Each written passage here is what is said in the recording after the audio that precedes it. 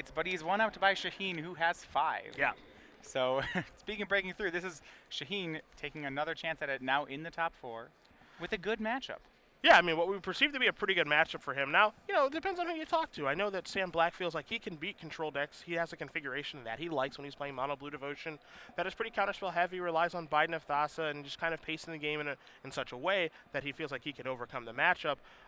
We'll see exactly how things are going to break here because Hatch's sideboard is a little bit different from what Black has been employing over the past couple of months.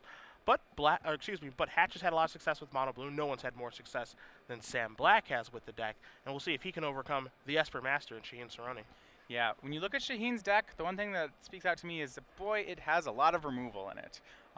So just breaking down all the cards that Shaheen can play, he has 2 Heroes Downfalls, 4 Detention Spheres, 2 Devour Fleshes, 4 Supreme Verdicts, and a Merciless Eviction, on top of multiple Elspeths. So much removal. So much removal. So Beating it with much creatures can be difficult. Yeah. I mean, Shaheen, he just doesn't like to lose the creatures. But the other thing that's kind of interesting about Shaheen too is that he writes about whenever he writes about a control deck. Thanks to Revelation. Typically, he's writing about Esper. We've seen him write about blue, white, red control a little bit over the past couple of weeks. But he said, "Hey, I've been testing the Invitational online. I'm getting ready to go to this thing. I know I'm playing Esper. Here's the build of Esper that I'm looking to play this weekend." And he's really just put all of his cards on the table for everyone to see, and he's converted that into a lot of success this weekend. Yeah, well, what that's going to do if he has all this removal is going to put a lot of pressure on certain cards in Greg's deck. Jace, Architect of Thought, will have a lot of pressure on it. It's particularly cards like Thassa and Bident of Thassa are really going to have to carry harder than they normally would in the matchup. Yeah. Because Craig's normally cards like, say, Night Veil Spectre, which is a card that is pretty good against control, may not be as much of an all-star as it normally is because he just can't count on it to survive against a build like Shaheen's. Yeah, I mean, again, he's just going to have to pace the game in such a way where, he's just, bobbing and weaving, playing a guy here, playing a guy there, not doing anything too crazy so he doesn't get ruined by a Supreme Verdict. Obviously, Thassa is going to play a huge role in this matchup where Master of the Waves won't play a terribly large role as it would in other matchups because it's so easily killed in this one. But Hatch has some things that aren't particularly great in game number 1. He's got 3 copies of Rapid Hybridization, not really for this particular matchup. He has 2 copies of Domestication, which are basically blank in this matchup. He has no Jaces in his main deck, so he does have 2 copies of Bident that he can use in this matchup that I think are going to be very important to draw in game number 1, so you see if he can steal that one when he's on the play. But we'll get to the sideboard in a minute, and you will find out that things actually do get a little bit better for Hatch. But let's concentrate on game number 1 here between our 1 seed, Gregory Hatch, and our 5th seed, Shaheen Soorani. Well, the early game pressure in this match is going to be on Shaheen. Greg's deck is an aggro deck, at least at the beginning of the game and pre-board. So Shaheen will have to have enough removal and enough answers to survive the early game and really just play the Planeswalker game and Revelation game that he wants to. Hatch is going to send this opening 7 back. We'll see what the Esper control player wants to do here. He is going to, it looks like he's keeping. Yep, we so think. Shaheen will be on 7. So now he's already +1 card on Greg. So that'll be well, +2 if you count the draw. So that plays into his plan of really just 1-for-1ing in the early game. Yeah, and the thing here, obviously both players have access to each other's deck lists, so Shaheen will know exactly what Hatch is up to as far as instants are concerned. He realizes that there is no counter magic in the main deck of Hatch's deck. Again, his spells are 3 Rapid Hybridization, 1 Jace, 2 Domestication, and 2 Biden of Thassa, so no, dissolves, negates, or, anything crazy going on here in the main deck of the Mono Blue Devotion player here in Greg Hatch. He has an idea that he's got to worry about all the 4 of creatures, which we're used to seeing in Mono Blue Devotion, and just a couple of spells in game 1. Yeah, so checking on 6 for Hatch, seeing if he can, hopefully he'll get to play on 6, and he is very quickly on 5. So a bad start here for the first seed in Greg Hatch. Well, there are some cards in the Mono Blue Devotion deck that can actually still carry a 5-card hand fairly well. Among those would be Thassa.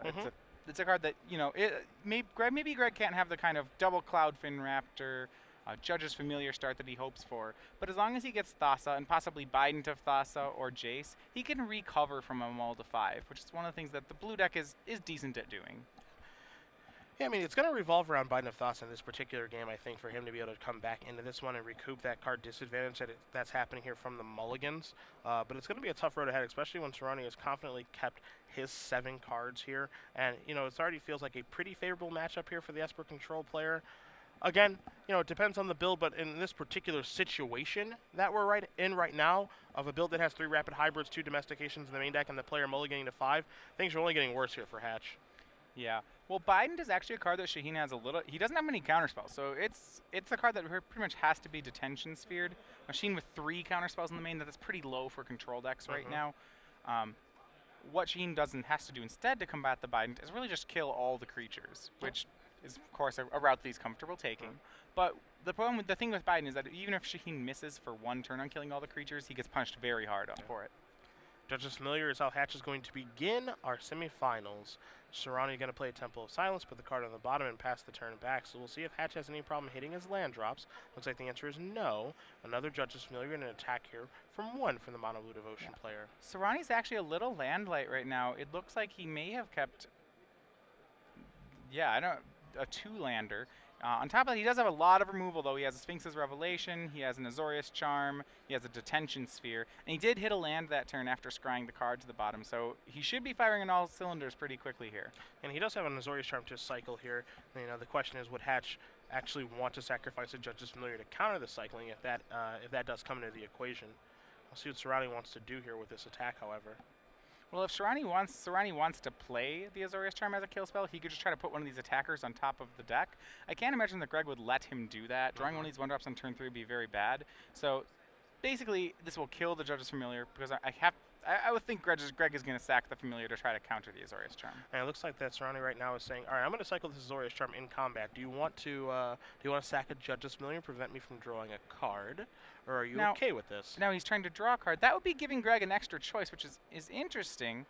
Because Shaheen could force the kill on the creature, but now he's letting Greg choose between card or creature.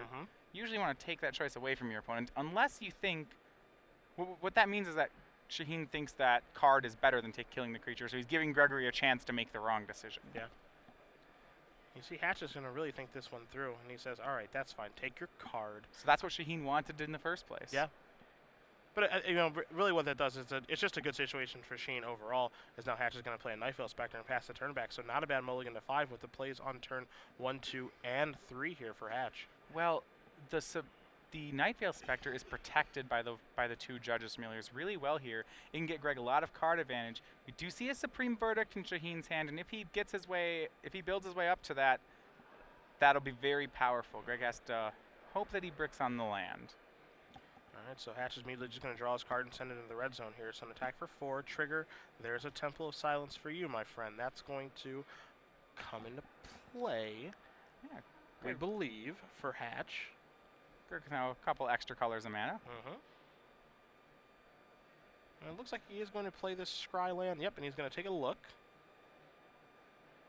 And by Soorani doing nothing here, just by playing a Hallowed Fountain tapped and then taking this 4 damage and going down to 13, using his life total as a resource for 1, but really setting up a Supreme Verdict number 2.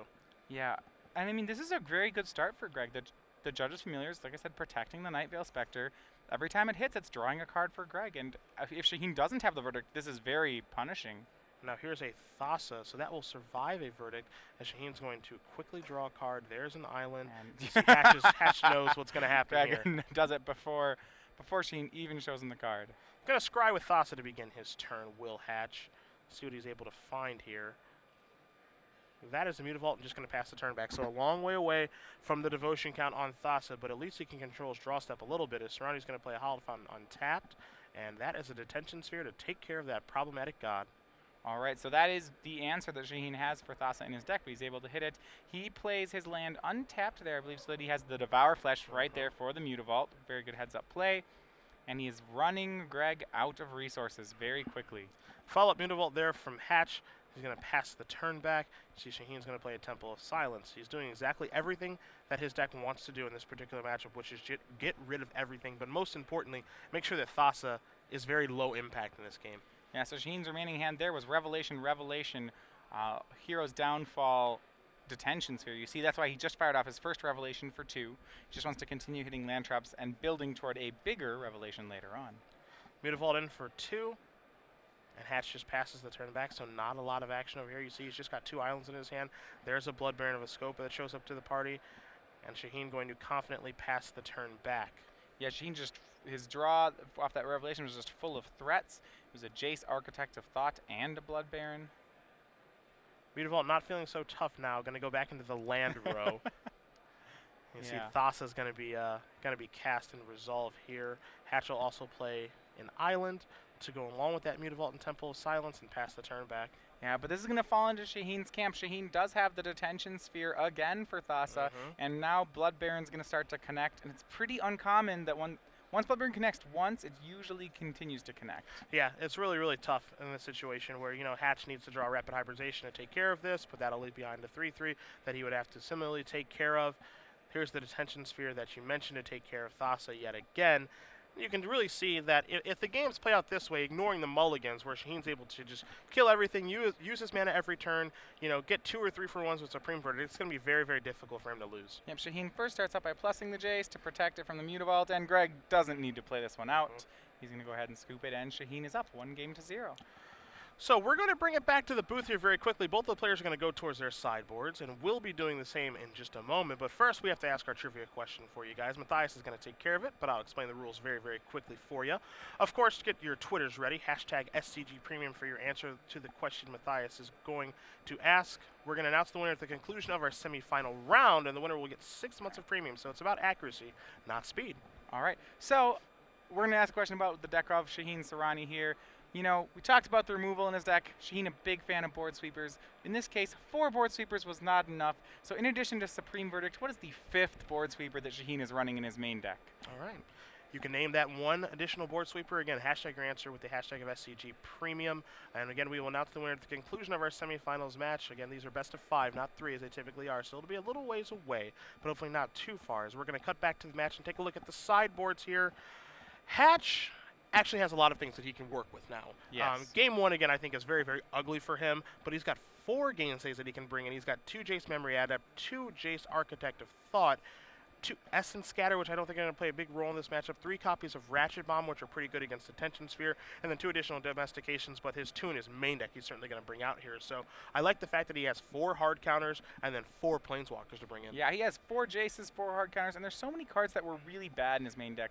He has 3 Rapid Hybridizations and 2 Domestications in his main deck, which are all very weak. Even though Shaheen does play Blood Barons, trying to rapidize a Blood Baron really isn't the plan that Hatch wants to be on. I imagine we'll see all 4 Jaces, all 4 Gainsays come in. In addition to that, I don't know if he's going to bring in anything else.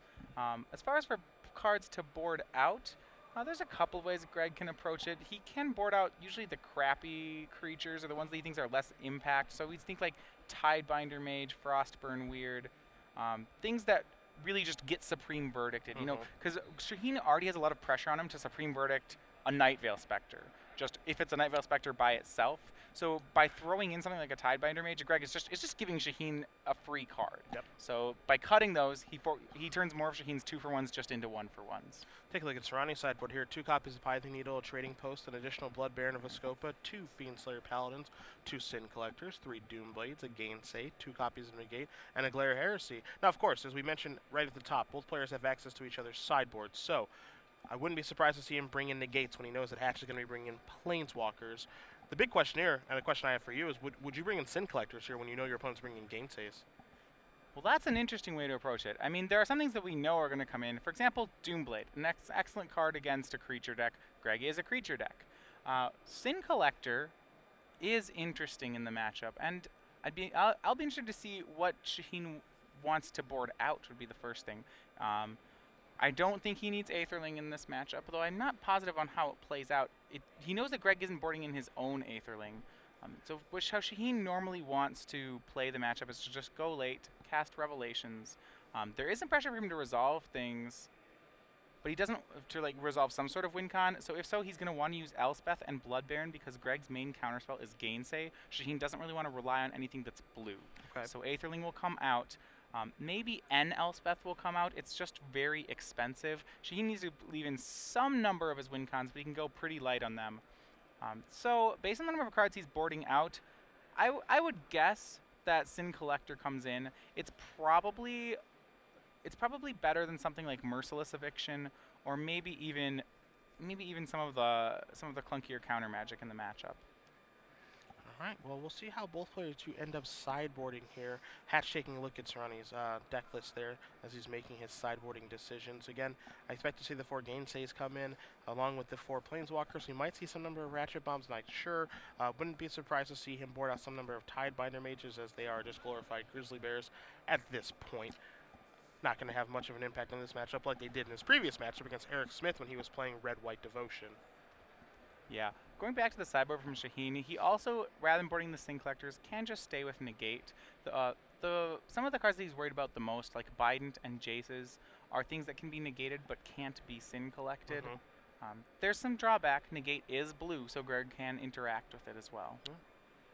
So some options here. Python, not sure if that's going to play much of a role in this matchup. It can shut down Mutavault, which is pretty good. It can preemptively shut down Planeswalkers, which is pretty good. The unblockability on Thassa can be shut down. I don't think that's going to come up too very much, though.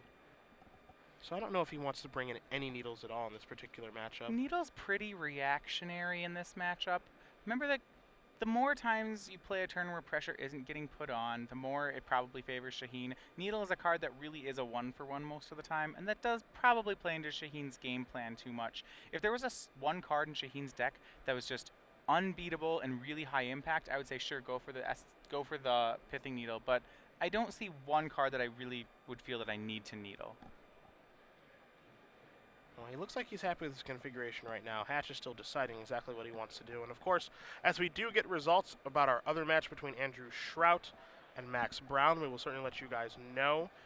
Between, again, Mono Black and the innovative Green-White deck, where we thought we would see more Green-White in this format. But after Pro Tour Theros, that really got wiped away. But bring it back. Yeah. As we do find out that Max Brown with Mono Black Devotion is currently up a game. So for you East Coasters out there, you're probably pretty happy. And so far, Max Brown has not dropped a game in the top 80. A quick 3-0 against Alex Bertoncini, now up 1-0 against Andrew Shrout. Well, why lose when you don't have to? That's a very good strategy. To be fair, Shaheen can say the same thing. That's also true. He hasn't lost yet either.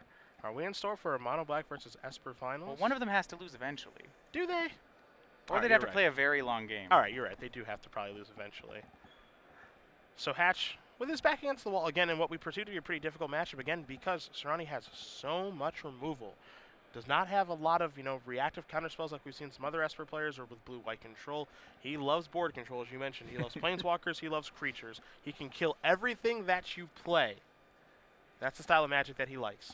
Yeah, I think he's at his most comfortable spot when he's casting a Supreme Verdict with a Planeswalker in play. It's just value. That's home. That's home. And he's done it with a lot of Planeswalkers over the course of the years. He's been doing it with Elspeth, Knight Errant, Elspeth Tyrell, Sorin, Lord of Innistrad. He's been doing it with Planeswalkers and Wraths for such a long time. Probably, I think every Jace. Oh, yeah. All of them, all 4. Actual every Jace. I'm sure he's sleeved them up and played them all. He tried it with Assemble Legion for a little while, but it just wasn't his style. Well, Assemble Legion is like a Planeswalker with only 1 ability. Yeah, it's not enough for him. Yeah. To be fair, his Jace the Mind Sculptors only have 1 ability when you watch him play. He'll even tell you. Never Fate Seals in his life. They just brainstorm? They only brainstorm. He never, ever Fate Seals. Do they unsummon? No. Okay. They just brainstorm. He'll just find an answer via brainstorm. Even though he Brainstorm is a very good card. Yeah. Yeah, why? I mean, if you have all removal spells, why on someone you can brainstorm and what's probably another kill spell? Absolutely. Judges Familiar are going to start the show here for Hatch. Both players going to keep 7 this go-around. Shaheen's going to start off with a Temple of Silence, put the top card on the bottom, and pass it back to the first seed in the tournament. Yeah, there is a Supreme Verdict once again in Shaheen's opener, which will make Judges Familiar worse. However, Shaheen is once again light on land. And there's a Thoughtseize. So let's see what Hatch is working with here. You see Island, Jace Memory Adept, Jace Architect of Thought, and a Thassa. So I kind of like this hand in the control matchup. He's not putting a lot of creatures on the table, but he's got his important cards, his sideboard cards. Those are the high-impact ones. Yeah, like you see, like we were saying, those 2 drops you'd normally expect out of the Mono Blue Devotion deck, gone from this hand. Instead, they've just been replaced by more Jaces. And more high-impact card, and I think that's exactly what you'd want here. Oh, wow, he got the 1-lander? Jeez. Yeah, I said he was very short on lands. I thought he had I wasn't 2. exaggerating. He is short on lands. He was really relying on that Scryland, hopefully finding a blue source to cycle Azorius Charm. Now, here's a question. Should Judges Familiar maybe counter that Thoughtseize? Maybe? I mean, I don't think he knew that. Yeah, of course. I mean, okay, yeah. You don't know that he doesn't have a count second land. I mean, I guess hindsight's 20/20, but when he doesn't play a land beforehand. It should counter the Thoughtseize. Yeah? Yes, it should counter the Thoughtseize. Having missed that because it was turn 2. You normally have a second land. Yeah. No, that should counter. You could have a Thassa right now instead of a Judge's Familiar. Yeah. That's probably better. We're going to find out what Nito's going to name here, and as soon as we get confirmation from our spotter at the table, we'll certainly let you guys know. He's got Jaces to choose from here with the name. I guess he could feel a little frisky named Judge's Familiar, but that wouldn't be so good. I mean, the game plan was just to wrath away the Judge's Familiar, so I think that's why you have to name the Jace. Yep. And Jace Architect of Thought is the Jace he will choose to name as Hatch draws an island. And I really think that right now is a pretty good time where he could deploy Master of Waves. It's not going to be the best Master of Waves, of course, but I think it's going to be good enough to provide a clock here. I mean, if Shaheen doesn't draw a land, that Master of Waves will be plenty good. Yeah, he can close out the game really, really quickly here. And now Shaheen has not drawn a land. It looks like we might be going to discard mode. Yeah, and I think Shaheen kept a pretty risky hand, and he's paying full price for that.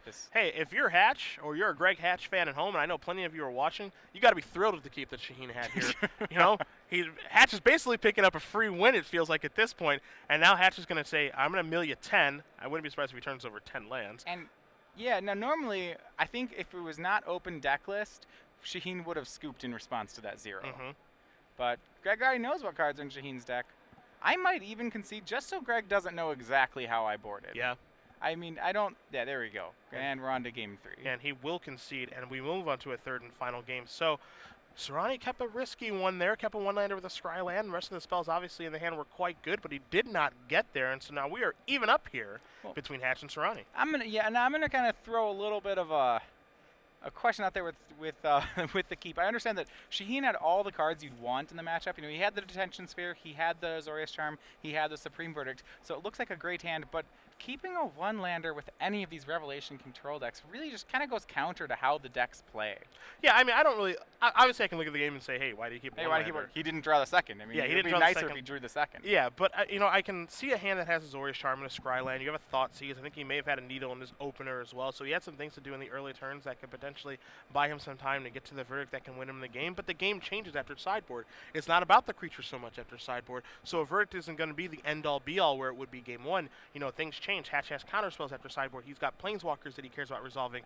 You know, his big cards, honestly, aren't the creatures, they're the non-creatures, Biden, Jason, Jace.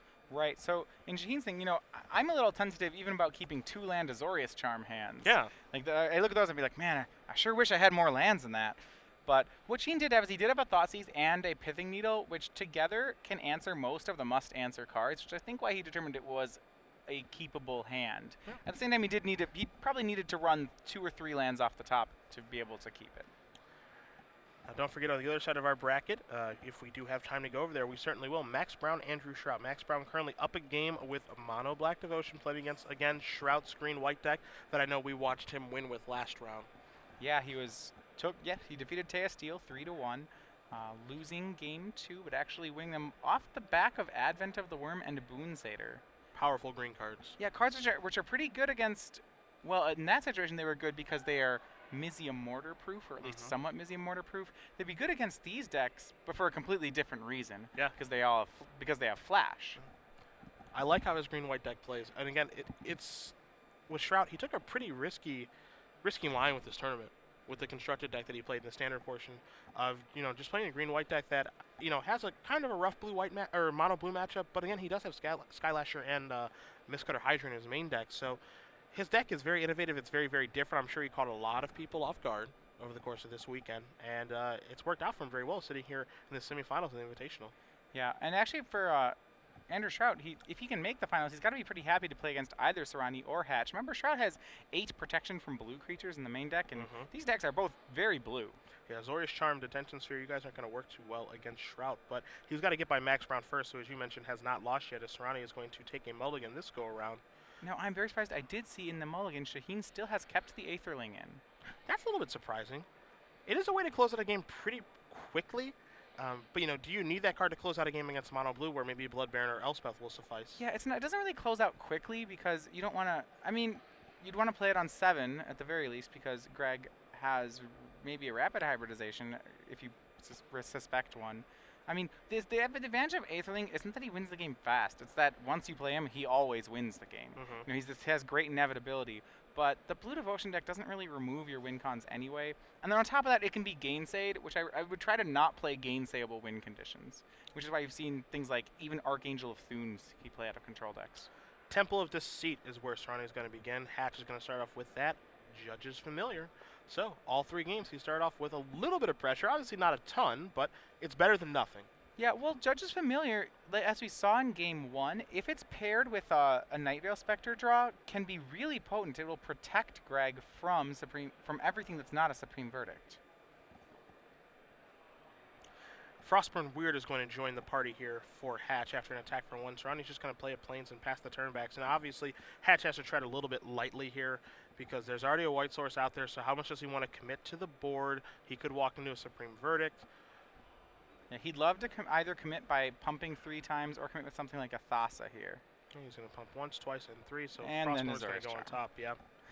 Obviously a great turn there for Soorani. Yeah, and something that Greg pretty much has to play into. If he can play around it by not attacking anything, but it's not a realistic line. Gala Shrine going to come into play on tap. Shaheen's able to immediately minus this because he knows that Judge's Failure cannot kill it. So he's going to turn over 3 cards there in Supreme Verdict, a land in Temple of Deceit, in Watery Grave, and then an Azorius Charm. So a pretty good Jace. Yeah, his Jace will go down to 1, but yeah, this is very good. Now he has the Supreme Verdict, which is one of the best cards against the Mono Blue Devotion deck. And he gets to keep the Jace for another turn. So he's going to put the 2 cards in the bottom and take the Verdict to the grip. Yeah, Greg's going to have to work, first of all, to kill the Jace, because Judge's Familiar actually won't be able to deal any more damage to the Jace after this turn, because Jace will start plussing. So Greg will actually still have to be aggressive here. We see he makes his own Jace, but when both decks have a Jace in play, that favors the Esper deck. Oh. Well, -2 from Greg here. He's got 2 islands and a Night Veil Spectre. So what will the Mono Blue Devotion player select? Yeah, well, he takes the islands, which is good. Blue can't actually do amazing things with extra lands like Esper can. Probably the best thing it can do is overload a Cyclonic Rift, but I don't believe Greg has Cyclonic Rifts in his list. Nowhere through a 75. So the extra lands, what they become is maybe extra Thassa activations later on.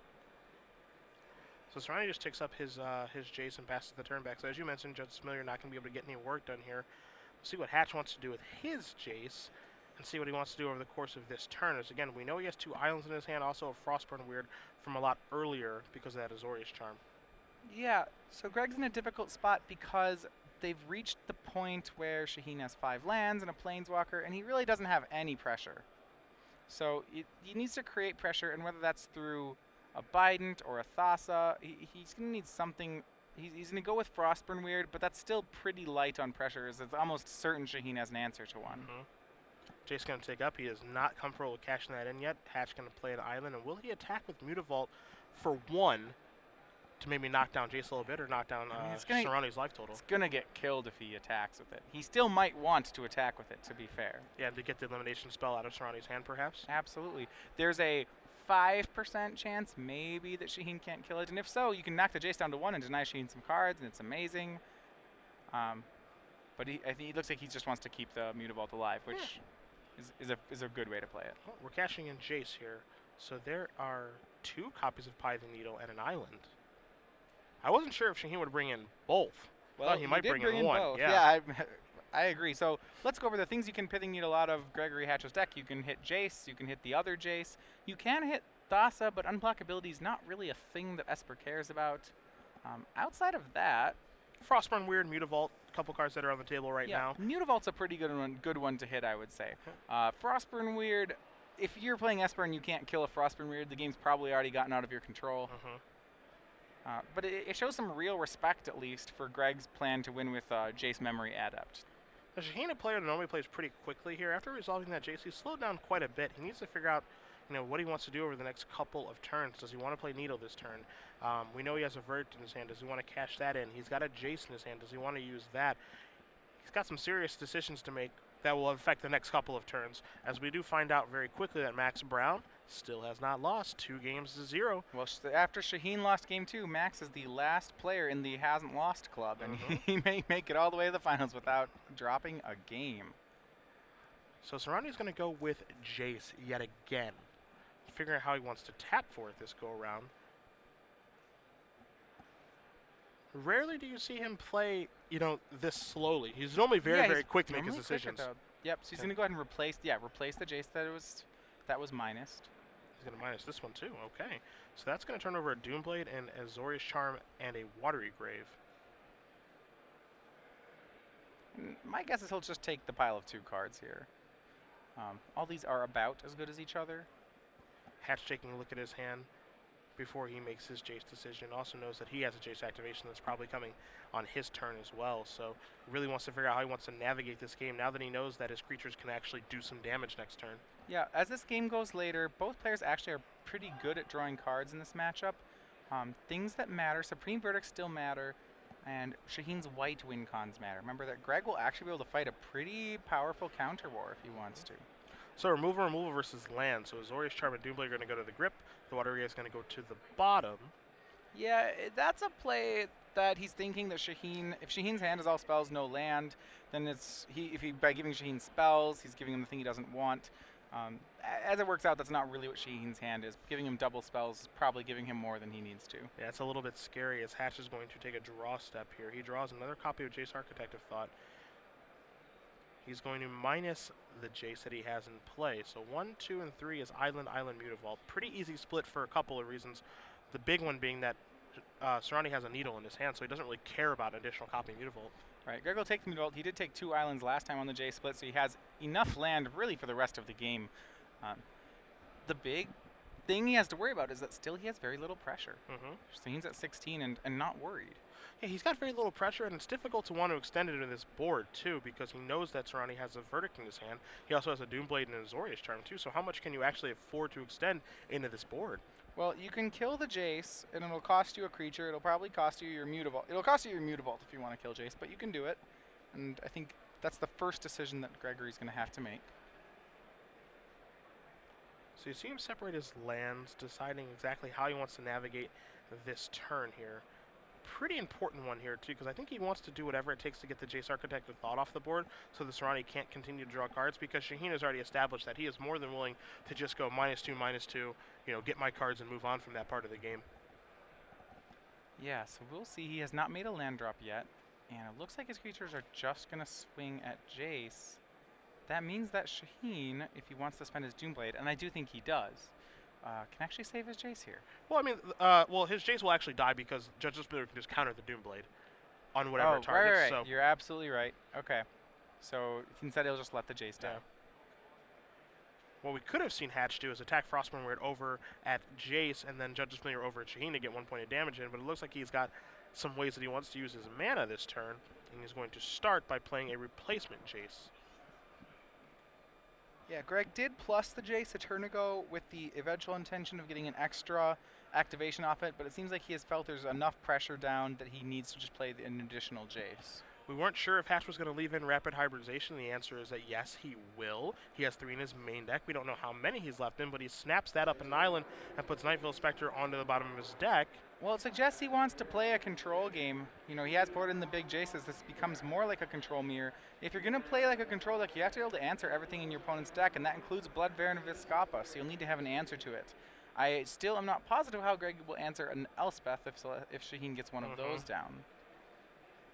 I think it's kind of a situation where he just hopes that thing never shows up, honestly, or when it does show up, he's already far enough ahead that it won't matter too much, as Hatch is just going to pass the turn back again, not willing to extend into Shaheen's board at all. But the question is, are you better off not extending at all, or do you need to just work your way through these rafts because you have a card drawing engine? Right, that is the good. That's a very good question here. Shaheen won't, obviously won't wrath until Greg extends into the board, and as the game goes on longer, this does still favor Shaheen.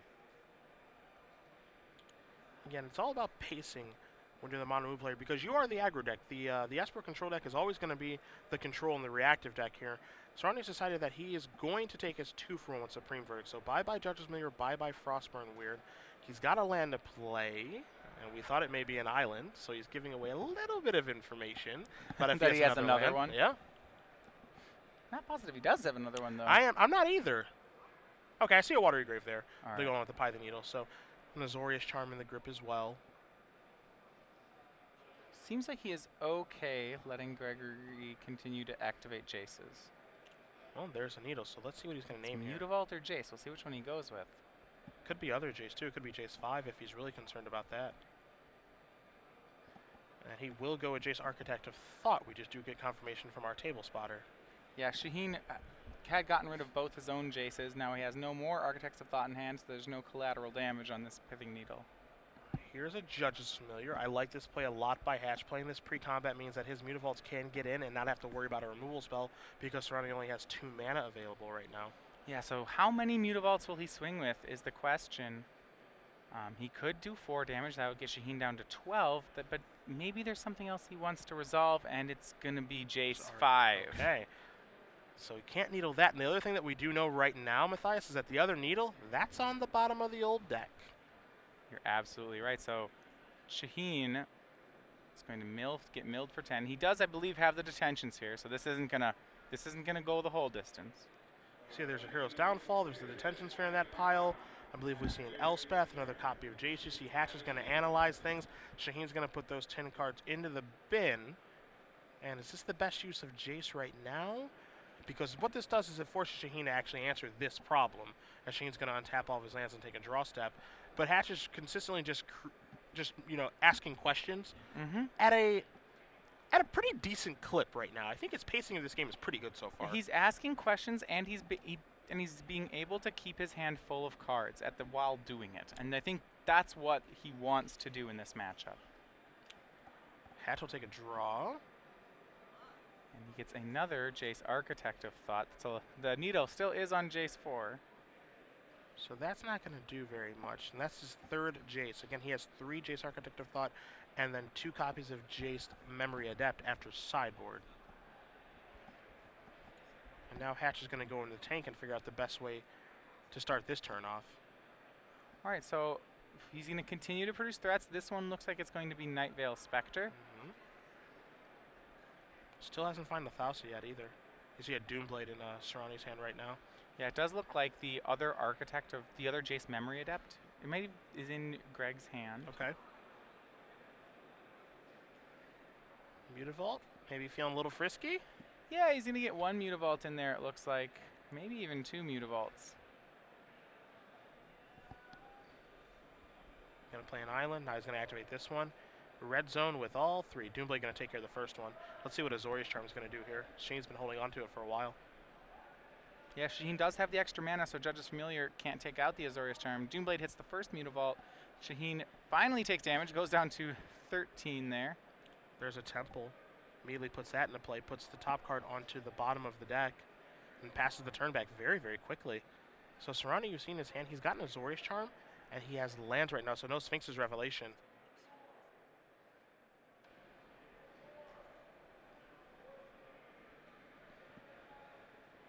So let's see what Hatch wants to do on this turn. Again, really, really like the pacing of this game for Hatch. Well, he's putting Shaheen in a situation where Shaheen's going to need, or at least want to cast Sphinx's Revelation. But I have to think that Gregory has found one of his set of gainsays at this point. And now he's going to activate Mutavault and put these creatures sideways. So Azorius Charm is going to be cast, and I don't think this is going to be a cycled one. Yeah, I think it's going to be for Nightveil Spectre. We'll see here, and that is it. It'll go on top of his deck. Okay. Shaheen is running out of cards here, though. He's only got 2 cards left in his hand again, and they are just both lands, so that's going to be 3 damage. Soorani's going to go down to 10. Hatch is going to follow up with a Frostborn Weird. Again, another card that presents a clock. He doesn't have to put anything else onto the board. Don't forget, he also has that Rapid Hybridization in his hand, and we don't know if he has a gainsay yet, but he does have 4 after sideboard. Wouldn't surprise us, if he has 1 in his hand. All right, draw from Shaheen is another land. At least this one's a scry land. He's giving this one a little bit of pause, not immediately putting that to the bottom, seeing how it affects the game. And it will go to the bottom. Passes it back. So Hatch is going to untap all of those permanents, as we do have an update for you guys. Max Brown, can't stop, won't stop. 3-0 over Andrew Shrout, plays the winner of this match. So on to the finals for our single Mono Black Devotion deck. We saw Mono Black take down the Standard Open this morning. Possible that we're going to see it have a double victory today. Mutavault activation. Turn all 3 creatures sideways here. How much is Frostborn Weird going to move in for? We see 1 pump. So an attack here for 5. Going to put Soorani on a 2-turn clock. It's going to put him down to 5 as he'll accept the damage. You see Hatch not pumping anymore, leaving mana available. Has a Judge's Familiar in his hand. Does he want to do anything else? Yeah, and you know, Shaheen's really just ran out of cards here. He has to. He doesn't play any divinations in his deck like a lot of the control decks do. So as a result, he only has 3 Sphinx's Revelations. So he really does have to get a lot out of his cards like Planeswalkers. It's not like he controls the game forever like some control decks. Eventually, he has to win the game, whether that's through an Elspeth or a Blood Baron or an Aetherling. And Soorani's going to turn over his hand of all lands after Hatch plays a Judge's Familiar, and that means that Gregory Hatch up 2-1 here over Shaheen Soorani in Esper Control, and you see a little bit of frustration on Shaheen's face of just the mana flood and not really drawing the necessary things, and combine that with Game 2 basically being given away, all of a sudden his back is against the wall. Yeah, he must have felt pretty good up 1-0.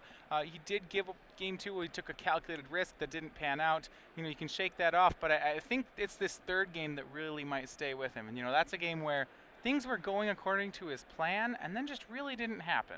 Yeah, I mean, it didn't really feel like Hatch did anything overwhelming there. Again, he was just pacing the game, playing threats in such a way that, it forced Shaheen's hand to answer, and then he ran out of answers, never drew a revelation. Shaheen got beaten down by Frostburn Weirds and Judge's Familiars for 20 points. Oh, don't judge those guys. Don't you judge those creatures. I mean, they're fine in draft. I've had some draft decks with them, and they were fine. They aren't great, they're both good with Civic Saber if you can draft one of those. I don't want to have one of those. Or if you're a Craig Wesker, you can just play that in a Pro Tour winning deck. You could do just that. a one of. They're both gold 1-drops in a mono blue aggro deck in RTR draft. Indeed, they are. That's a very common archetype. So Hatch is going to get out the deck list here. He's going to take another look. And as these players sideboard, do not forget that we are going to announce the winner of our 6-month premium giveaway at the conclusion of this round. And then we're going to find out who's going to be playing. It's Max Brown, Mono Black Devotion, 3-0'd Alex Bertenzini. Then he 3-0'd Andrew Shrout. And he's got to be the favorite for the title right now. Well, certainly if Greg Hatch pulls this third game off, Mono Black versus Mono Blue is one of the top matchups of the format, but most people... a lot of people seem to think that Mono Black is the favorite in that matchup, and certainly when you haven't lost a game in a top 8, that would be a matchup you wouldn't mind having. Max Brown is an up-and-coming player from the East Coast. We've seen him win a few PTQs. I believe he's qualified for Pro Tour Born of the Gods. He's starting to build a resume for himself here now of just a player who you'd prefer not to play against these tournaments. I know myself, my team in the last round of Grand Prix. I believe it was in Providence, the team Grand Prix earlier this year during the summer. We played against him and Ben Friedman in that team and Dan Jordan. We lost them in the last round playing for money, and they were a solid team. And Max Brown actually defeated Tim Ayton in the final game to win the match. And good stuff from watching him play. A really, really capable player, and not surprised to see him in the finals of Invitational at all. Yeah, absolutely. So he will be waiting the winner of this game. We see for this game, I don't think there's any re-sideboarding that would be going on. I'm wondering whether Shaheen changes his approach based on the last game. I want to say, it's really hard to say. In that last game, he just had all removal spells. He didn't seem very intent on getting max value out of all of his card drawers. We saw there was a turn where he could have plussed a Jace and protected it more, and he was just instead drew some cards with Jace and let it go away. And as a result, he ended up never finding the Revelation or the Elspeth that he needed. Yeah, I don't know how he wants to use Jace in this matchup. I mean, there are times where I think just plussing Jace a bunch in this matchup is acceptable. There are other times where, you just want to minus it twice and just use it as a glorified divination. So what's the best use of that Planeswalker in this matchup? Shaheen's one of the people I would actually ask about that. So, at the end of the day, he just drew a lot of lands at the back end of the game, especially even when he was scrying the cards from the top of his deck to the bottom, and Hatch was able to just whittle his life total away and keep the cards coming in via his own Jaces, and forcing against Soorani to have the appropriate answers at the right time, or a card like Jace Memory Adept would end the game on the spot by itself. So, again, I attribute a lot of that win over to Hatch's side of just proper pacing of the game, and then Shaheen's answers, they were lining up correctly, but then he just ran out of them. Right. And he did, when he ran out of answers, he didn't have a finisher and play it. We did see him keep an Aetherling, and that may be why he's still playing the card like Aetherling. He knows his plan well, and he recognizes that at some point he needs to turn a corner and become aggressive, especially because the blue deck is no slouch at drawing cards of its own. I know we've got a lot of people Chiming in on Twitter at SCG Live, hashtag SCGINVI. Looks like a healthy amount of people are rooting for the old Greg Hatch here, the popular streamer and cube enthusiast. But don't forget, Shaheen's got a lot of fans of his own, as both players are going to keep their opening 7 cards. A lot of people in the control camp love watching Shaheen do it. We'll see if he can even this one back up as we start game number 4.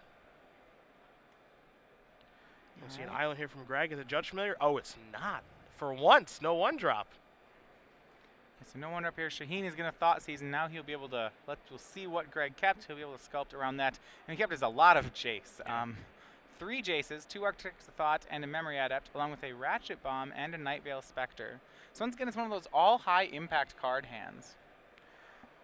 Bomb is the card I had a feeling Hatch would want to sideboard in this matchup just because it's an answer to Detention Sphere, and when you want to be able to keep your Thoughts in play, Ratchet Bomb does a nice job of taking care of that. Nightveil Spectre will provide the clock, assuming that can get onto the table. Of course, Shaheen does have a healthy amount of answers to that card, and then the Jaces, all 3 of those are the high-impact cards that will allow Hatch to keep card parity with Soorani, ideally. Yeah, so it depends on whether or not he has a removal spell for Nightveil Spectre. That'll affect what he takes with the Thought Seize. Like the best situation would be for him to use a kill spell on the Nightveil Spectre and take a harder to answer Planeswalker with the Thought Seize. You see, he's not sure what he wants to take here either. It's a weird keep when you're playing against this deck of just, he doesn't have really, he's not really doing anything, with his hand. Like, his hand's not aggressive, so I don't have to worry about just, taking a Planeswalker and then killing his creatures via Verdict or removal spells and being just fine. He doesn't have a Thassa yet, but what happens if he ends up drawing one? I don't have a D-Sphere, but I maybe need to draw D-Sphere, so I need to take a Ratchet Bomb. He's got to look pretty far ahead in the future of what's going to happen. Yeah, he's going to take a Nightveil Spectre. Yeah, now the worry here is that I think his answer for the Planeswalkers is a Detention Sphere, so he's a little looking far down the road and saying, hey, wait, if this Ratchet Bomb gets up to 3, then the Detention Sphere will buy back the Planeswalkers. That's not really what Shaheen wants to have happen. Remember, Shaheen plays very few counter spells, so he needs to get a lot of mileage off these Ratchet Bombs when Greg decides to go for a Planeswalker. When Greg plays a Memory Adept, he gets to have 10 cards out of Shaheen's deck. So Hatch is going to take the bomb up to 1. My assumption is that 3 is the sweet spot in this matchup, as Soorani's going to top deck a Jace Architect of Thought and put that directly into play. So let's see how he wants to use this. Imagine, if he's going to draw cards immediately with no pressure on the board. You see 2 lands and a Jace. He just wants to be able to stay ahead. He knows that, the avalanche of Jaces is about to start next turn from Greg. So he just wants to have enough cards to deal with them all. Soorani has a Gainsay in his hand right now. You see the split here between Hallowed Fountain, Watery Grave, and Jace Architect of Thought that Hatch is trying to make. Soorani also has a Detention Sphere, of course, in his hand. He's got another land, too, and a Watery Grave. So we'll see how Hatch wants to split this up and what Soorani wants to take and what's important here. Yeah. And he's going to take the Planeswalker immediately. So it looks like he just wants to draw more cards and get deeper into his deck. Yeah, he has at least the next land drop, and he knows he's going to get 2 more cards off this Jace if he needs them. He's not particularly worried then about missing land drops, so why not take the Planeswalker? Hatch can leave the bomb at 1. A little bit surprising here. Well, I think he's hedging against Pithing Needle. So he's going to play a Planeswalker, and then if Shaheen needles it, he'll blow up the needle. And if Shaheen D-spheres it, then Greg will immediately crank the bomb to 2. He'll have to wait a turn to get his Planeswalker back, but that'll probably be fine. Jace is going to turn over Island, Nightveil Spectre, so a pretty fast split there from Soorani. Hatch is going to take lands as opposed to the Spectre and pass it back. Yeah, very quick split. Islands are not, like we said, Islands number 7 and 8 in Mono Blue Devotion are not particularly strong cards. And it looks like Hatch, he just wants to set up the game as there's a Blood Baron, a Godless Shrine, and a Hallowed Fountain, so we'll see how Hatch splits these. But it looks like, the Hatch is just trying to make it so that, he has enough lands that he can start to play 1, 2, or 3 spells in a turn. Well, I'm interested to see whether or not Shaheen goes for this Blood Baron. It means that Greg gets to minus the Jace, draw some cards, and play a Jace Memory Adept, which is all pretty good here. I mean, that stuff is fine, but he still has to deal with the Blood Baron. Now, he did leave at least 1 Rapid Hybridization after sideboard because we saw that in game number 3. But he has to take care of that Blood Baron. That Blood Baron will just eventually kill him. Absolutely. And actually, if he wants to play Jace Memory Adept this turn, he's going to have to plus it if he doesn't want it to get killed by Blood Baron. So he won't get the free mill of 10 on Shaheen that he'd be wanting to get. So let's see how Hatch wants to navigate this turn. I think things will probably start with his Jace if he wants to take it up, take it down. Well, if he already has the Rapid Hybridization, there's a decent case for ticking it up. If not, I think it's a -2. You know, is Hatch kind of kicking himself for moving that Ratchet Bomb up to 1 because he could go Rapid Hybridization and kill the token with the bomb, but is that the most efficient use of a Ratchet Bomb? Either way, we're going to start by minusing Jason, turning over 3 cards, which are Island, Mutavault, and Island. So a lot of lands being flipped by Gregory Hatch. That Jace ended up drawing 3 lands for him. 2 are going to go to the bottom. Mutavault going to go to the grip.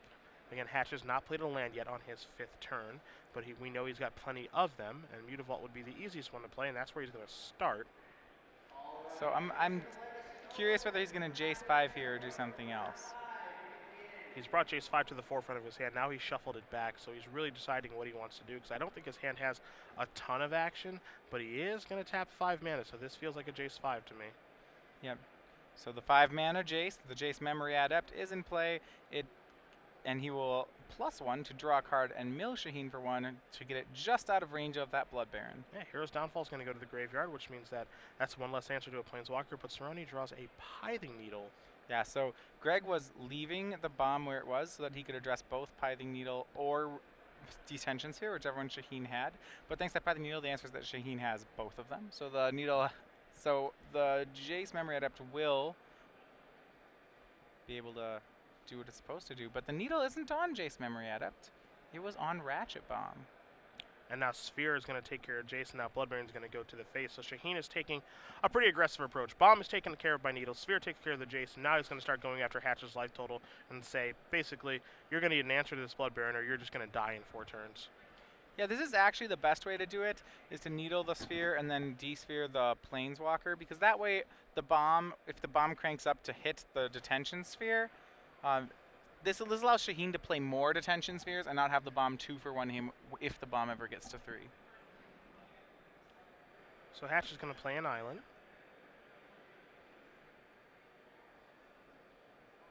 Yeah, let's see what he wants to do on this turn. This feels like a Thassa potentially. Yeah, and that's what that's going to be. You called it Thassa, and Shaheen quickly gainsays. And we'll gainsay back, so the war is 1. Hatch will get Thassa into play, and again, Soorani doesn't have a ton of cards in his hand, so it doesn't seem like he has very much to do. Now, Hatch needs to get his Devotion count up, and he needs to do it quick. All right, we'll see. Shaheen running out of cards, but he does have the Blood Baron, which is one of his ways to turn the corner, and it finally gets to connect. Shaheen's going to play a Jace, so now more cards will be coming, as he's been -2ing that a lot in this matchup, and ooh, the die is going to tick up to 5 for once? No way. No, it's okay. All right, 5. Shaheen plays a Hollow Fountain tapped, and he's got 1 card left. It is a negate in his hand. Well, it's a defense against Mutavault is the reason he's that's putting true. it up to 5. That's true. Scry to the bottom for Thassa on the upkeep. Hatch will take a draw. He's got a few lands in his hand. Of course, we saw that a little bit earlier from the Jace Architect of Thought. He's drawn a few islands as well as we work our way into the mid-game here.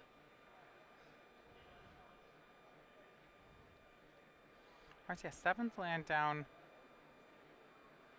Gregory Hatch he has a Thassa in play and not contested, which is good for him, but he's got a lot to face down on the board right now. He needs to find his way to a Rapid Hybridization. There's a Jace. That's going to get negated. And that's Soorani's last card in his hand. So now Hatch is working with perfect information of, all right, I got to deal with Jace. And there's a Night Veil Spectre. So my Devotion count is moving up quickly. And you see Shaheen rubbing his hands together saying, I need a good card right now. Well, Shaheen can minus the Jace, so he gets to choose from these 4 cards which go to when he wants. And I would say the Revelation's a pretty good one right now.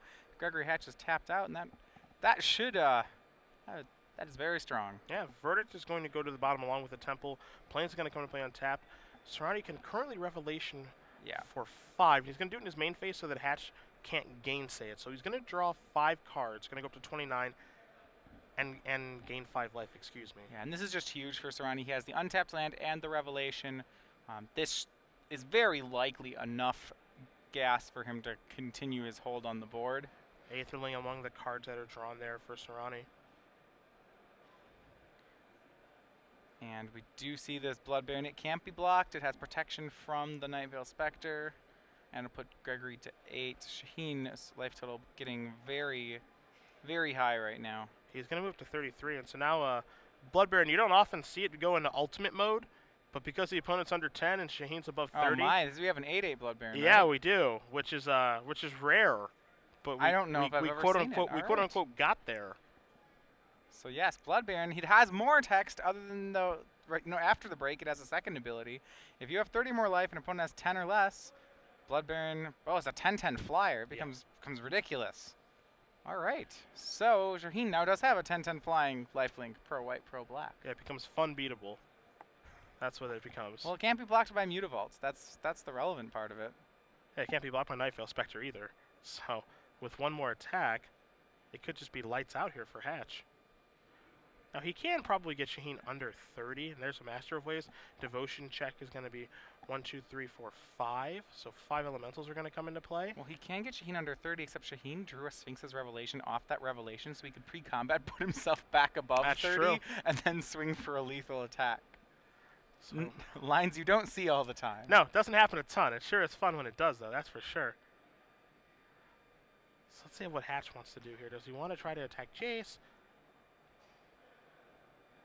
With that Thassa, he can kill Jace. Mutavault feels like it wants to maybe get into the red zone now, too. Oh, man. So I hope we see that. I hope we see Blood Baron as a 10/10 flying over for the win right now. It's rare. It's a situation where I think it can happen. So, all right, he looks like he's going to swing for 9 with this Mutavault. So the Mutavault's a 3/3, so it'd be a 10-point swing. So Mutavault can take out Jace. The other two can go to the face. So Thassa's going to take that down. I think it might be that they missed. He missed that it was a bigger. Yeah, I wouldn't be surprised if he didn't know that Mutavault was a 3/3 right there, because again, Mutavault can just go over there, and then yeah, Mutavault can go over there, because it's a 3/3. Okay. So maybe Hatch missed that it was a 3/3. I mean, he knows now. Yeah, I think of the double check there. Yeah. So the life totals now are correct, 28-8. Yeah, he may have missed it on that attack, but we have to have the life totals be correct. So now the table spotter does let him know that, hey, now the life totals are where they're supposed to be. And we'll see if Shaheen Revelations pre-combat, he has the lethal attack. Let's see if I didn't mean talking about reading your own cards. Yep. All right, Shaheen's gonna go ahead and exactly Revelation. And he reads the Blood Baron for 2. He's looking at his Blood Baron. He's like, okay, so how much I have to do this for? 2. I'm at 30, so now this is a 10/10. So now I'm gonna attack you for 10 and kill you. No. You gotta read this card. No, Master of Waves. I don't think so. That's gonna do it for this one. So now Shaheen's throwing an Hatch with a big smile. Yeah, how many times have you gotten to do that to a Blood Baron? Not many. Yeah. So now we are even up here, and we're moving on to a 5th and final game here between Shaheen Soorani and Gregory Hatch. You see the sideboards back on the screen. I would be surprised if either player reaches back in the box, but you guys can take a look at them at home just to see, again, what these guys are working with in these sideboarded games. Yeah, well, we see that Greg has gone a more control route. We've seen that really in every game but the first, with all these Jaces, Gainsays, and Ratchet Bombs. He's really putting a lot of pressure on Shaheen's. I didn't realize this at first. So much pressure on Shaheen's detention spheres. So Shaheen only has 4 of them. He already has 4 Planeswalkers to detention sphere. And then on top of that, Greg has 3 Ratchet Bombs to answer the detention spheres, which is why Shaheen has extra Pithing Needles. But it's just there's so much work that they have to do still. So the man with the slinky shirt is going to be on the play this 5th and final game between these two players.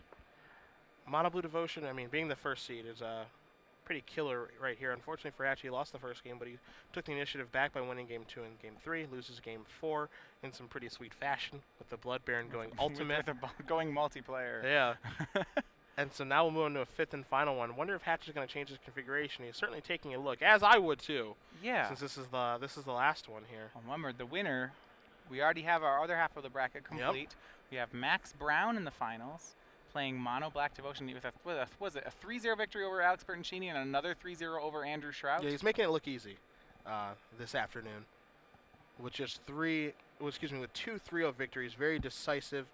I'm not sure how Shrout felt about the matchup with his green-white deck against Mono Black, but just how things look of a Mono Black deck that has a ton of removal spells, Thoughtseize, Pack Rat. We all know what Mono Black Devotion looks like by now against a heavy creature deck. And what Shrout was playing, I can only imagine that it was favorable for Brown, and he certainly made it look easy. Yeah. So it does actually look like Greg is re-sideboarding here. Ah, he's getting a little crafty. Yeah, I mean, I think he's doing the trick of shuffle your sideboard into your deck and pull 15 cards out. Yeah, I've done that before. Do you always pull out the same 15 you put in? No, I just every time I do it, I just mess up. So I just stop doing it. I'm really stupid. So you used to do that, and then you just screw up your deck. Yeah. Like, well, this isn't worth the mind game. Because then I get like a lot of ideas of like, yeah, maybe I do want to try this card out now. Oh no, so you mess up I your just deck. confuse myself, yeah, of what my game plan's gonna be. Oh, I like this card too. Maybe I can cut one of these. And Yeah, I think Greg has boarded out Cloudfin Raptor in this matchup. Maybe he's considering boarding him back in now that he's going to be on the plate and he can get a little bit more aggressive. Yeah, Cloudfin Raptor is a little bit weaker because he's not playing the Tidebinder mages and maybe not even playing all the Frostburn weirds. So as a result, they don't grow. Cloudfin Raptor really kind of tells you to overextend into Wrath. Yeah. It says, hey, you have to play more creatures to make me good. Well, there's the problem here. That means you can get Wrathed. Yeah, it promotes, just as you mentioned, just playing more creatures, and then you get blown out by Supreme Verdict, which is why I think we haven't seen one of those in any of the games that we've watched, really. Judge's Familiar doesn't really do a ton, but at least it gets the pressure started a little bit. I was trying to think of if there were any outs for Hatch in that situation with Blood Baron going ultimate, but Judge's Familiar obviously is white, and Blood Baron has protection from white, so if that thing is a 10/10 flyer, there's pretty much no way for Hatch to stop it. Yeah, he's going to have to... once Blood Baron becomes the 10/10 flyer, Hatch really can't stop it very well. So, to be fair, I don't think it'll usually get to that point. Yeah, it's rare. It doesn't happen very rare. much. It didn't. I heard stories of it happening in Pro Tour Dragon's Maze when I was there doing coverage, but those were few and far between. It seems like it happens even less in our standard format. Yeah, that certainly is the first time on camera this weekend that we've seen a Blood Baron. That might be the first time on camera I've ever seen it happen, period. We've gotten close a lot. I always see the opponent like 28. They get really close to getting oh, wait, there. we're almost going to lock that achievement. But yeah.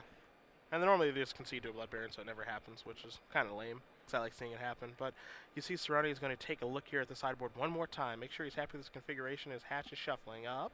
So he's happy with his 60 for this fifth and final game. Shaheen, reviewing. And we'll see if anything changes for either player here as Hatch is going to be on the play. Probably has to get off to a pretty fast start this game. I mean, ideally for him, he would be able to just go Judge's Familiar into Frostburn Weird into Thassa. I think that's his best start. But just being able to get a little bit of pressure on the board and forcing Shaheen's hand a little bit instead of letting him kind of sit back in his chair and relax and just kind of make his decisions and take care of things when he needs to.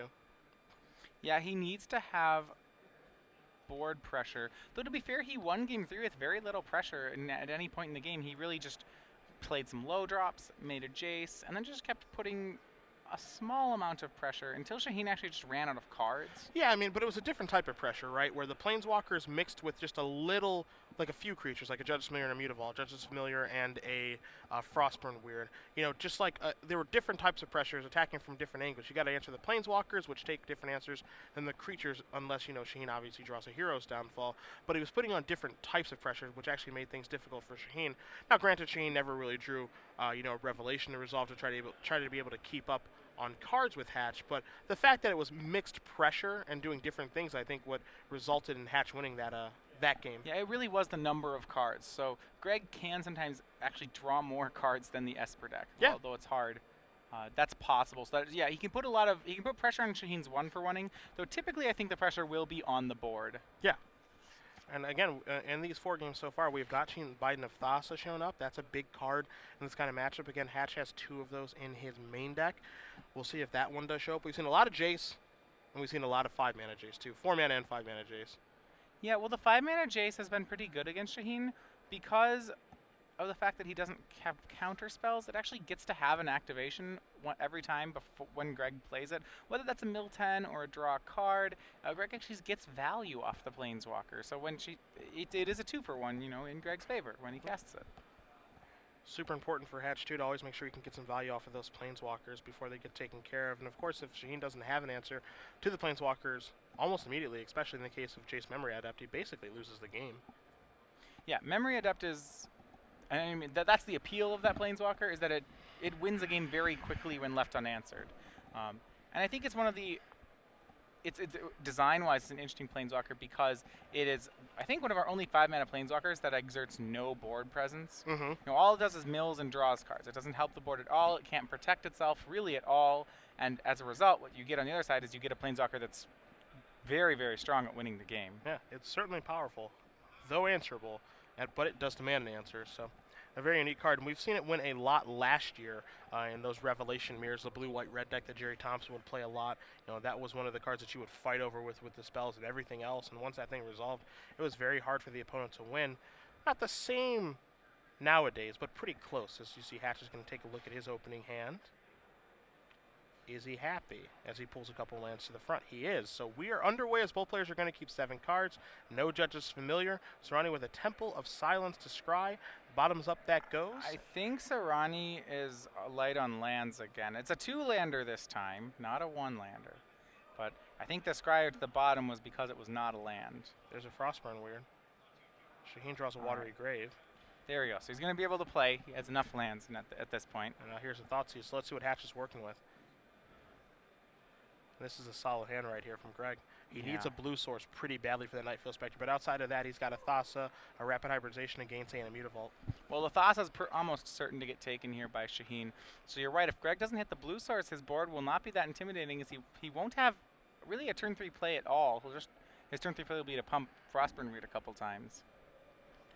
Not the worst play in the world, but certainly not exciting, as there goes the Thassa.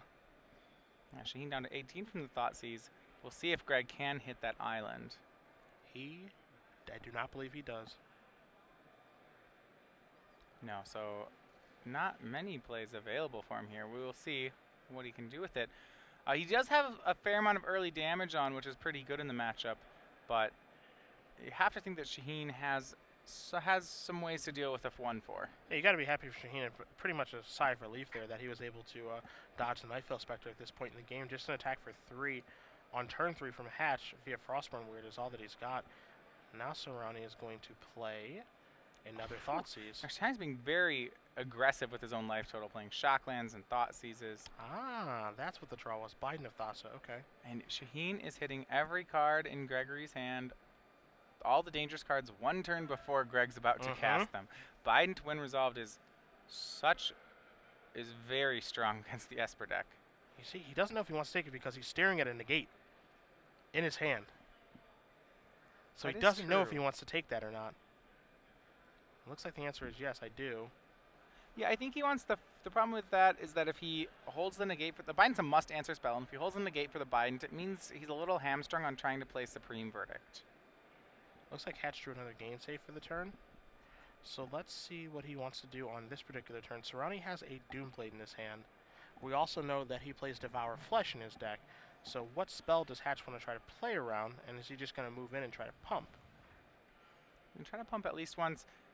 He can pump, he can't really play around Devour Flesh. The thing is he doesn't have another great line here. I think he's going to leave up Gainsay so that Soorani can't just play Jace. And does this, Soorani has to decide if this is worth tapping out to kill right now. He's going to take 2. He's going to go down to 11. Soorani draws a card. It's a Plains. So there's your 4th land. But he knows that Hatch has a Gainsay in his hand, so if he had a Jace, it wouldn't be smart to cast it, as Hatch is going to quickly untap. He'll draw. Did he find an island yet? He did. So there's a 3rd blue source of mana for Nightveil Spectre, but now the window to cast Nightveil Spectre isn't so great anymore, because if he does that, he leaves himself with just a colorless mana open, and he's at the mercy of whatever Soorani wants to do. Yeah, well, Greg might actually just continue swinging and pumping Frostburn Weird for a while to force Shaheen to do something. Well, an unexciting line, if Shaheen's willing to give Greg a free 2 or 3 damage every turn, that's something that Gregory can just take. Well, it looks like that's going to be his place. So, in comes Frosty. Pump once. He's going to just pump twice and leave up Gainsay. And there's a Doomblade. All right, and that was what Greg wanted to get out of Shaheen's hand. So now he can, with 1 more land, play Nightveil Spectre and leave up Gainsay. There's a Hallowed Fountain for Soorani that's going to come and play tapped and pass the turn back to Hatch. Hatch will draw a card. I think it's another copy of Nightveil Spectre. Yeah, so Greg has an interesting decision here as to whether or not he wants to play a Nightveil Spectre or play nothing. He really wanted to draw an island there. Right now, with his double gainsay, he can't just beat Shaheen in the long game, and he can choose to play it that way. Yeah, the problem here, right, is that I don't think that Hatch can wait forever. You know, the shields might have to come down eventually. He could just very simply attack with Mutavault and then leave up Gainsay, but how far does that get him? And that's exactly what it looks like he's going to do. You see a Hero's Downfall right now in Soorani's hand that he can cast if he wants to. Yeah, and he almost certainly, well, I was going to say almost certainly will. It doesn't look like he actually does in this situation. The reason why Greg may would want to go for Nightveil Spectre there is if you have to take your shields down at some point, the Revelation is only for 3 right now. You know, if you pretend there's one in Shaheen's hand, I don't know if there is, but you can get Revelation for 3 and win. You probably can't get Revelation for 5 and still win. So there's the 4th island, which allows the Nightveil Spectre plus Gainsay play. Soorani's going to untap. He'll take a draw. Does not cast Hero's Downfall. There's an island. He drew a Zorius Charm for the turn. So he's got 7 lands. He's got a Verdict. Yeah, it's Verdict, Downfall, Negate, and a Zorius Charm. So a lot of control cards, but no card advantage cards in his hand right now. Hatch will untap the 3 lands. He'll take a draw. It's another island. Yeah. Looks like all he wants right now is lands. Yeah, I'm surprised at just how good land number 6 or 7 is in this matchup. This has turned to be much more of a control game than at first it may have seemed. Yeah, I mean, it's not a matchup about hyper-aggression here on the mono blue side. It feels like to me it's just all about pacing the game in such a way that, you know, you just kind of pick and choose your threats, a little bit of bobbing and weaving, and try to get in as much damage as you can because you don't have any direct damage. So let's see what Shaheen's going to do on this. Looks like we might see an Azorius Charm here. All right, yeah, Azorius Charm's going to take care of Nightveil Spectre. Is it worth fighting over? As Hatch has a lot of cards in his hand, he can gainsay this. I think, well, then he just can't let Revelation happen. So he does have a 4th land, so he could gainsay this and then make his land drop. And it would be a pretty big feather in his hat to hit with Nightveil Spectre. He hasn't played the land in his hand yet because if Nightveil Spectre hit a land, he wanted to make sure that he got to play it immediately before Shaheen did something like Verdict. Looks like you see Hatch is going to slide those 2 lands over. It looks like he might want to fight over this. Yeah, and it might even get negated. The gainsay, that is. I don't think that's too bad of an exchange if you're the mono blue player. Now Shaheen is going to negate the gainsay. Okay, so negate takes care of gainsay. Zorius Charm resolves, puts that on top. And there's a Hero's Downfall to take care of the Mutavault. So Soorani has 1 card left in his hand. It's a Supreme Verdict. There's your island and pass the turn back from Hatch. Well, Hatch is in a great spot here. Shaheen has no cards left, and Hatch has a gainsay. Yep. This seems great for him. Hallowed Fountain on the top of the deck. Shaheen puts that into play tapped. He's going to draw a card. We know he has a Verdict. It looks like he's going to maybe cast it. He is, so we're going to trade 1 for 1 there. Yeah, what Greg has to hope doesn't happen. So I'm not sure if Greg has a Rapid hybridization, but if he doesn't, a Blood Baron would be very bad news for him. Looks like he has a Ratchet Bomb. Greg is firmly taking control. And this is, once again, you know, the Esper deck got to 10, 11 lands, but it's the mono blue deck that's winning. Hatch draws a Judge's Maneuver for the turn. Going to attack for 2 with the Spectre. Spectre's going to hit.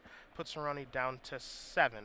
Trigger. Let's see what he finds. It's a Blood Baron of Escopa, which he thankfully does have a Rapid of Hybridization in his hand to deal with, but doesn't have to worry about it at this point. You see he's going to rearrange a couple lands. He's going to play a Ratchet Bomb, pass the turn back. All right, yeah, Shaheen's down to 7, so he's going to have to draw a couple running blue spells. Oh, there's 1. There's a Verdict that's going to take care of that Spectre. Again, trading 1 for 1. Yeah, well, it's just hard for Shaheen to get into the game because of the gainsay that's still in Greg's hand. All right, so Greg's going to untap those lands. He'll take a draw step here. He's got a Judge's Familiar in his hand. That's going to have to provide the pressure for now. Is this a Thassa, maybe? I think it's another Judge's Familiar. Okay. And Hatch has a Gainsay. He's got a Rapid and a couple mystery cards hanging out over there. So Soorani's going to draw a card, plays a Temple of Silence. That card's going straight to the bottom. This looks a lot like that 3rd game that we watched of Shaheen playing off of the top. Yeah, the thing is that the normal stabilizing card for Shaheen is Blood Baron or Elspeth. Elspeth doesn't actually stabilize him here because of the flying of Judge's Familiars. He would need to resolve something like a Jace Architect of Thought, which does have to make its way through Gainsay. I think Hatch right now is considering, do I Rapid Hybridization my own guy? What's that last card in your hand? That's pretty bold, I think, to do that, because then if Shaheen top decks a Blood Baron, which there is only one left of, or possibly two. But that top deck's Blood Baron would do a number on you. Now, part of the reason that he wants to wrap it that turn is because he can make it into a 2-turn clock. He opts not to. He's going to attack for 2. Puts Soorani down to 5. There's an island from Hatch. He passes the turn back. Shaheen plays a Watery Grave off the top, just past the turn back. So flooding again. Hatch will draw a card. He'll attack for 2. Puts Soorani down to 3. He's getting pretty close. Shaheen needs an answer very soon here. You saw him tap the top of his deck, hoping for something of consequence.